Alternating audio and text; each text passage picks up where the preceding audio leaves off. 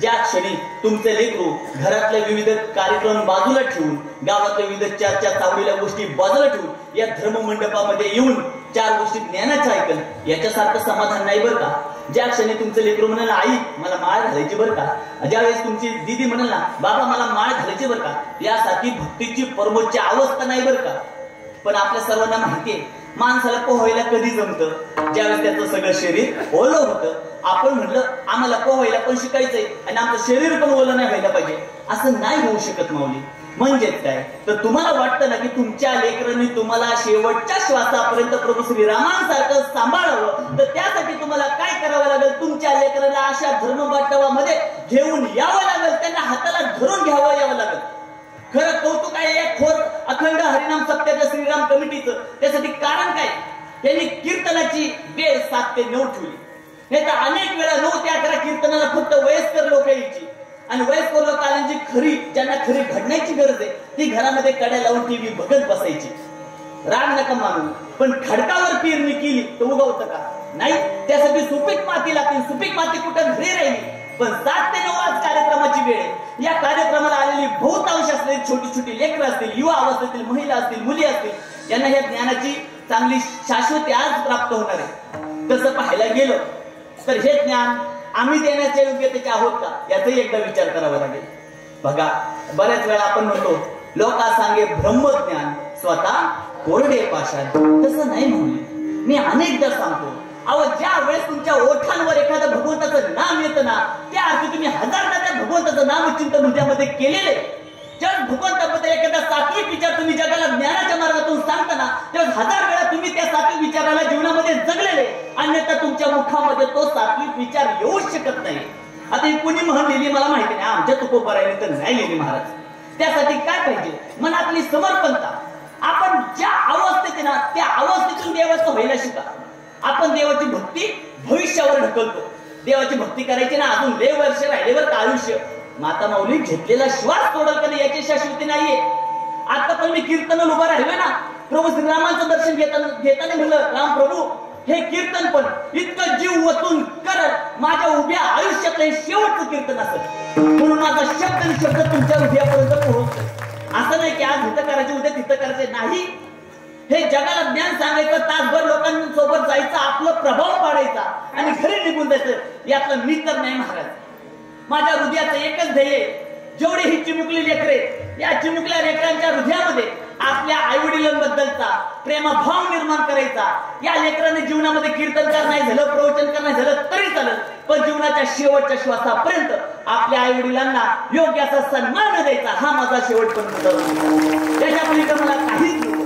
मी ते इथपर्यंत म्हणतो, हे विठ्ठला तू मला नाही दर्शन दिलं तरी चालेल, पण या लेकरांच्या हृदयामध्ये त्यांच्या आई वडिलांमधला विठ्ठल दाखवल्याशिवाय हा स्वप्न शांत बसणार नाही. हा जीवनाचा उद्देश आहे महाराज. गेली 2.5 वर्ष झालं 17 किलोमीटर अंतर आहे गावाचं माझ्या संस्थेचं, अजून घराचं तोंड नाही, घरी गेलो नाही. सगळी मुलं दिवाळीला घरी गेलेली अख्ख्या संस्थेमध्ये एकटा थांबतो. असंच येत नाही. ते हृदयामध्ये ती भावना पाहिजे, ते अध्यात्म जगलं पाहिजे.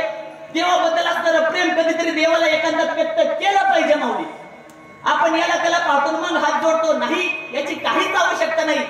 तुम्ही याला त्याला पाहून जर हात जोडत असाल तर तुम्ही दगडाचं दर्शन घेताय, आणि ज्यावेळेस अख्ख्या देवळात कोण नाही आणि तुमचा हात आपसून जोडला असेल तर तुम्ही प्रभू श्री रामांचं दर्शन घेताय. हे खरे, त्याला साक्षी भाव म्हणतात. मग तुकोबरे आपल्याला हेच सांगतात, ही जी संसाराची माया आहे ना, या मायेमध्ये अनेक पुरंदर दाग मोठमोठे दिग्गज विरघळून गेले. दक्ष प्रजापती इतका मोठा महादेवाचा सासरा, तो पण वाहून गेला या मायेमध्ये. मायेपासून कोणीच वाचलं नाही. मायेपासून फक्त वाचले ते म्हणजे तुमचे माझे संत. त्या संतांना 6 विकार कधीच स्पर्श करू शकत नाही. काम, क्रोध, लोभ, मोह, मद, मत्सर. हे काम, क्रोध या कोणत्याच विकारांनी संत ग्रसित होत नाही. संतांच्या हृदयामध्ये काय आहे, हे विश्वची माझे घर,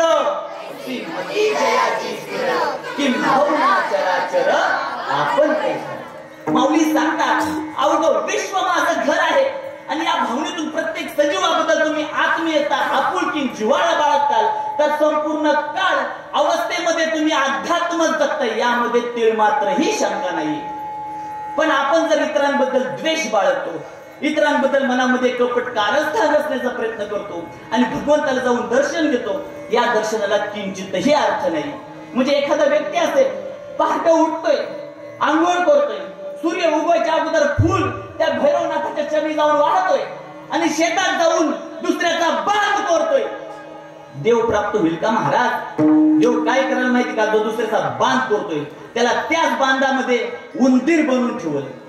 दुसऱ्याच्या हक्काचं जी जी लोक खात्यात, दुसऱ्यासाठी दिलेलं जी जी लोक स्वतःच्या खिशामध्ये बाळगून ठेवतात, भगवंत आपल्या भक्ताला पण सोडत नाही. सुदामा कसा होता?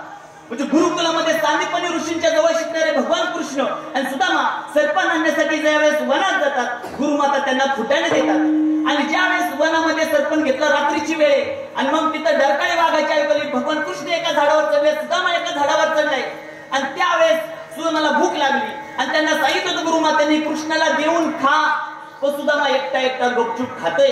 कडकड दातांचा आवाज येतोय. जगाचा नियंता, त्याला सगळं भूत भविष्य वर्तमान कळणार, त्याला माहिती होतं सुदामा काय करतोय. भगवंत विचारतात, सुदामा काय करतोय? आवाज कसा येतोय दातांचा? सुदामा म्हणतोय, नाही मला थंडीमुळे गार लागते म्हणून दातांचा आवाज येतोय. भगवंताला माहिती होतं काय खातोय, माझ्या वाट्याचं खातोय. भगवंताने तिथं काय केलं नाही.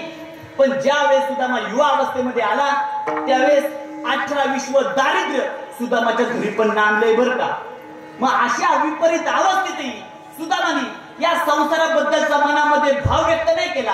त्याने आपल्या हृदयातला समर्पिततेचा भाव त्या भगवंताच्या चरणी व्यक्त केला.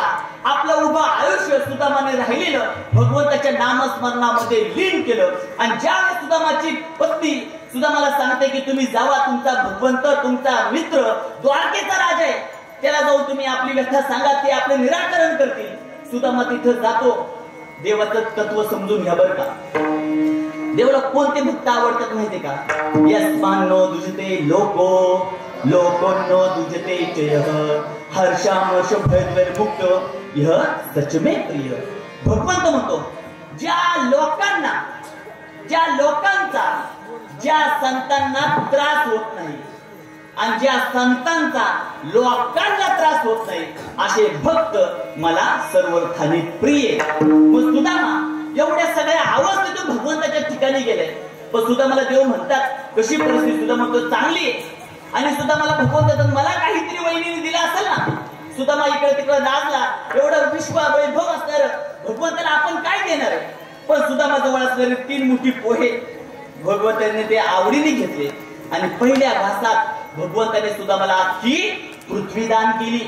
दुसऱ्या घासात भगवंताने सुद्धा मला अख्खं स्वर्ग दान केलं आणि तिसऱ्या घासात भगवंतान आपल्या आवडीखुंट्याला दान करणार रुक्मिणी मातेने हाताळलं. देवा काय करता? गावचे गाव दान केलं, वावराची वावर दान केली, आता राहायचं घर पण दान करता का? भगवंत होतात रुक्मिणी व्यवहार कसा क्लिअर व्हायला पाहिजे. आत्ताच्या घडीला सुदामाची अख्खी संपत्ती काय? 3 मुठी पोहे. त्याने त्याचं मला सगळं दिलंय ना. माझी अख्खी संपत्ती काय? अवघं ब्रह्मांड माझं आहे, मी पण माझं त्याला सगळं दिलं पाहिजे. ही भगवंताची तत्व आहे. ही तत्व ज्यावेळेस आपण संस्कृत मध्ये म्हणून ऐकतो त्यावेळेस आपल्याला ती जड जातात.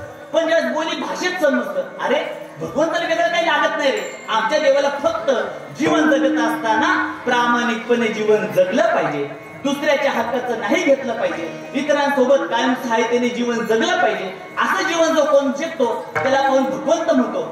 दयाचा हरिक देव म्हणतो मला कौतुक वाटतं असला जीव मी जन्माला घातला की तो ज्या ठिकाणी जन्माला आला ना त्याच्या सभोवत आले असलेले सर्व सजीव कसे त्याच्याबद्दल आत्मीयतेने भाव धरून येत. आपल्याबद्दल आहेत का? आपल्याला पाहून लोक वाटा बदलतात. आपण ग्रामसभेला गेलो, लोक कापाला हे कशाला आलं काय माहिती. आपण एवढ्या खालच्या थराला गेलो का? कधीतरी हा आत्मचिंतन करण्याचा विषय. आपण जीवन जगत असताना आपल्या उपस्थितीमुळे जर इतरांना आपला त्रास होत असेल तर आपण जीवनामध्ये सगळ्यात दरिद्री आणि आपल्या जाण्याने लोकांच्या चेहऱ्यावर जर हसू येत असेल तर आपल्यासारखा श्रीमंत या त्रिभुवनात कोणी नाही.